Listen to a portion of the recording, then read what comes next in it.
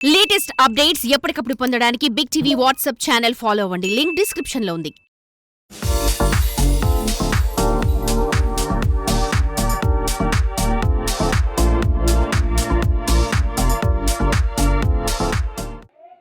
Release date చూస్తున్నప్పుడు సాధారణంగా మీరు అవతల కాంపిటేటివ్ ఏ సినిమా వస్తుంది, సీజన్ ఎలా ఉంది, ఇవన్నీ చూస్తుంటారు అందరూ కూడా.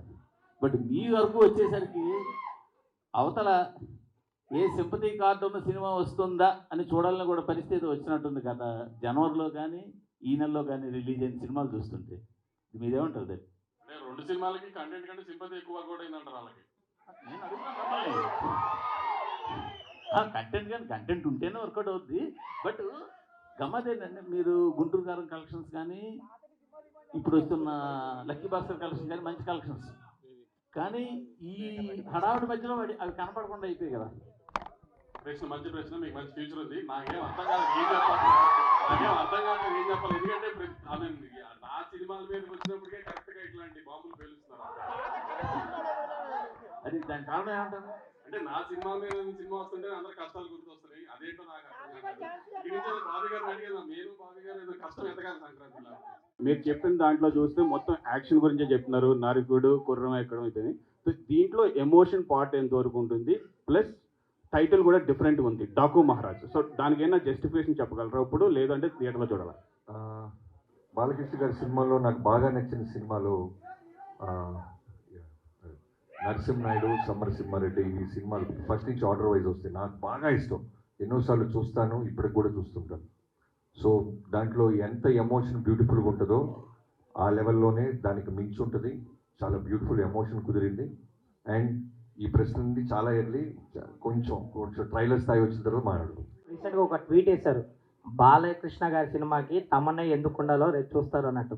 సో అది తెలుస్తుంది. అండ్ బాలకృష్ణ గారు అనగానే మీకు ఒక పూనకం వచ్చేస్తుంది, ఒక వైబ్ వస్తుందా? బాలకృష్ణ గారు అంటే కాదు, నేనంటే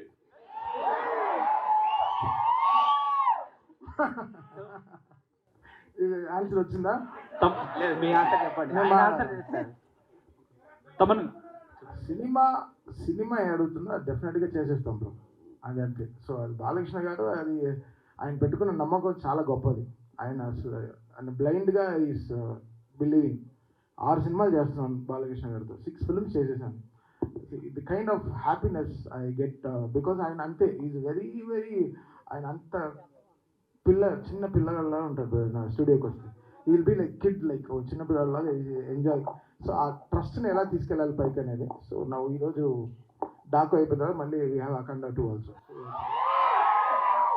ఇంకా అంతే, massive bro, it's going to be massive.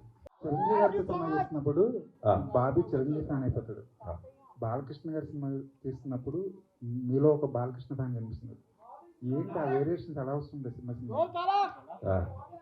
ఇప్పుడు జనరల్గా నేనే కాదండి, ఎనీ టెక్నీషియన్ ఫస్ట్ మా డైరెక్టర్ గురించి చెప్పాలంటే, మేము ఏ హీరోతో చేస్తున్నా వాళ్ళు తప్ప మాకు ఎవరు కనపడరు. ఆ హీరోనే మాకు దేవుడు, ఆ హీరోనే మాకు సర్వం. సో ప్రాణం పెట్టేస్తాం. ఈవెన్ మీరు గమనిస్తే లొకేషన్లో ఆ సినిమా అయిన జైలోకి చేస్తున్నప్పుడు తారక్ గారు, రవితేజ గారితో చేస్తున్నప్పుడు రవితేజ గారు, ఆ సినిమాకి మేము ఏం పెట్టాలో అది పెట్టేస్తాం. వాళ్ళు మాకు సూపర్ హీరోస్ అంతే. వార్ ఎపిసోడ్స్కి ఎంత ప్రాధాన్యం ఉంది, ఎంత నీడి ఉంటుంది? వార్ ఎపిసోడ్స్ గురించి చెప్తున్నారు కదా. వార్ ఎపిసోడ్స్ కాదు, మీరు చూసిన శాండ్ స్టామ్ అయి ఉండొచ్చు, horse episodes. Not only horse, చాలా అన్ని రకాల ఫైట్స్ ఉంటాయి, అన్ని రకాల ఎమోషన్స్ ఉంటాయి దీంట్లో. అన్నీ కలిపి చెప్పాను కదా ఇందాకే, మళ్ళీ అంతకుముందు చూసిన బాలకృష్ణ గారి సినిమాలకి చాలా డిఫరెంట్గా ఒక కొత్త అవతారాన్ని చూడబోతున్నారు అంతే. మహారాజ్ అనేది బాలయ్య గారే ఇష్టపడి సెలెక్ట్ చేశారని చాలా వైరల్ అవుతుంది ఆ న్యూస్. నిజంగా ఆయన ఈ టైటిల్ యాక్సెప్ట్ చేశారా, లేకపోతే మీరు అనుకుని పెట్టిందా? ఇప్పుడు బాబీ గారితో ఆప్షన్స్ ఇచ్చిన దాంట్లో ఫస్ట్ మాకు ఇదే బాగా నచ్చింది. మేమిద్దరం బాగా ఫిక్స్ అయిన తర్వాత ఇంకా హీరో గారికి చూపించిన తర్వాత హీరో గారు కూడా మీరు అంత కాన్ఫిడెంట్ ఉన్నారు కదా వెళ్ళిపోదామని అన్నారు. ఏం ఆయన ఎప్పుడు డినై చేయలేదు. అలా బాబీ ఇక్కడ అన్స్టాపబుల్ ముందు బాలకృష్ణ గారు వేరు, అన్స్టాపబుల్ తర్వాత బాలకృష్ణ గారు వేరు. హ్యూమర్ చాలా అందరికీ తెలిసింది. వాల్తేరు వీరలో చిరంజీవి గారితో చాలా కామెడీ చేయించారు. ఇందులో కూడా బాలకృష్ణ గారి హ్యూమర్ చూడొచ్చా? అన్స్టాపబుల్ తర్వాత బాలయ్యబాబు గారు వేరు అన్నట్టే, డాకు మహారాజ్ తర్వాత బాలయ్యబాబు గారు వేరు అన్నట్టు. దేవిశ్రీ ప్రసాద్ గారిని మీరు ఇష్టపడి వదిలేశారా, కష్టపడి వదిలేశారా? అదే కాదండి, అదే ప్రశ్న. మీరు బలవంతంగా వదలాల్సి వచ్చిందా లేకపోతే ఇష్టపడి వదిలేరా? కాదండి, నేను 6 సినిమాలు చేస్తే 6 హీరోలు మారారు. కాదు కాదు, కదా. బాబీ గారిని నేను అంత మాత్రాన ఇప్పుడు నేనే ఇబ్బంది పెట్టా బాబీ గారిని. ఎందుకంటే నేను తమన్ కాదు, మీకు కాంట్రవర్సీ కావాలని ఆయన బ్యాక్ ఇస్తున్నారు. అది కాదు, మీకు కాంట్రవర్సీ కావాలని ఆయన ప్రయత్నిస్తున్నారు. ప్లీజ్ కాంట్రవర్సీ కాదు, అది సరైన ఆన్సర్ ఇచ్చారు. నేను ఇష్టపడి తమన్నా ఇప్పించాను చెప్పారు. కరెక్టే కదా. నన్ను తమన్నా దేవి అంటే తమన్ అంటాను కదా. అడిగారు తమన్నా దేవి అంతా మన అంతే కరెక్టే. అది కాంట్రవర్సీ కాదు. కాదు ఒక డైరెక్టర్ గా నన్ను అడిగి నేను చెప్తాను. ఒక్కొక్క సినిమాకి, ఒక కథకి ఒక హీరో ఎలా ఫిట్ అవుతారో, సూట్ అవుతారో, అలానే టెక్నీషియన్స్ కూడా ఆ కథే కోరుతుంది. ఈ సినిమాకి తమన్ గారే కరెక్ట్ అని టీం అందరూ భావించాం. సో తమన్ గారు ఈ సినిమాకి, ఇలాంటి సినిమాకి దేవి మ్యూజిక్ ఇవ్వలేరంటారా? మీరు ప్రతి ప్రశ్నలోనూ వెతుక్కుంటే దానికి సపరేట్ ఇవ్వరు. ఎందుకంటే ఒక సినిమా రాయడానికి ఎంత కష్టపడతామో, కాంట్రవర్సీ సైడ్ వస్తే మేము కూడా కొంచెం కొద్ది గొప్ప మీలాగా సపోర్ట్ చేయగలం. అది separate meeting. Tough time to a director in the sense ఈ మధ్య కాలంలో బాలకృష్ణ గారిది సినిమాల పరంగా కానీ, రాజకీయంగా కానీ, షో పరంగా కానీ ఒక అన్స్టాపబుల్ ఇమేజ్, ఇన్క్రెడిబుల్ ఇమేజ్ అనేటువంటిది పెరిగింది. ఇంతకుముందు బాలకృష్ణ గారికి ఇప్పుడు బాలకృష్ణ గారి ఇమేజ్లో చాలా చాలా డిఫరెన్స్ ఉంది. ఇలాంటి టైంలో అలాంటి ఒక ఫైర్ బ్రాండ్ స్టార్ని హ్యాండిల్ చేయటం అనేటువంటిది ఒక ఛాలెంజ్. ఈ పాయింట్ ఆఫ్ వ్యూలో do you have any other special attention to pay or anything else what you have special efforts పెట్టావా? అంటే ప్రభు గారు, ప్రతి సినిమాకి మీకు తెలియదే లేదు, ప్రతి సినిమాకి పెట్టాల్సిన కష్టమే. ఒక్కొక్క హీరోకి ఒక్కొక్క వోల్టేజ్ ఉంది. చిరంజీవి గారితో చేస్తున్నప్పుడు మాస్ ఫాలోయింగ్, ఆయనకి సంబంధించిన fun, humour, grace, voltage.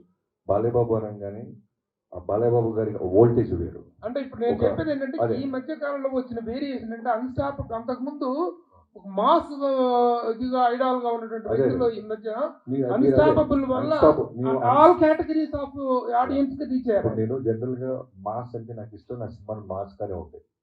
But unstoppable తర్వాత నేను అన్నాను, మీరు విన్నారో లేదో, న్యూ ఏజ్ ఆడియన్స్, కుర్రోళ్ళు, కాలేజీ కుర్రోళ్ళు, పబ్బుల్లో కుర్రోళ్ళు, స్కూల్స్లో. సో ఆయనకి బాలయ్యబాబు గారు అంటే ఒక సూపర్ హీరో అయిపోయారు ఇప్పుడు. సో వాళ్ళందరికీ నచ్చే మాస్ ఎలిమెంట్స్తో ఉన్న సినిమా తీసాం. సో టఫ్ అంటే కథ మీద ఫోకస్ చేస్తే మిగతా ఈజీ. మెయిన్ కథ మీదే మేము దృష్టి పెట్టాం, మా పనితనం అంతా అక్కడే చూపించాం. అట్లాగే ఇమేజ్తో పాటు ఒక రెస్పెక్ట్ కూడా పెరిగింది. 3 సార్లు ఎమ్మెల్యే ఆయన, హ్యాట్రిక్ కొట్టినటువంటి ఒక ఎమ్మెల్యే, బాధ్యత గల రాజకీయ నాయకుడు. ఆయన మీద డాకు మహారాజ్ అనేటువంటి టైటిల్లో ఒక చిన్న నెగిటివ్ టచ్ ఉన్న టైటిల్ అది. ఆ టైటిల్ ఎలా జస్టిఫై అవుతుంది? ఇప్పుడు పోకిరి సినిమా ఉంది, మహేష్ బాబు గారు ఒక పోలీస్ ఆఫీసర్. అది రెస్పెక్టా మాసా అంటే మనం ఏం చెప్తాం, సినిమా చూస్తే అర్థం అవుతుంది. పోకిరి అనేవాడు ఒక పోలీస్ ఆఫీసర్ తాట తీస్తాడని. అలానే డాకు మహారాజ్ చూసిన తర్వాత ఈ సినిమాకి డాకు మహారాజ్ అని ఎందుకు పెట్టారు, వీళ్ళు ఏం చేశారు, ఏం సాధించబోతున్నారు అనేది మీకు జస్టిఫికేషన్ రీచ్ అవుతుంది.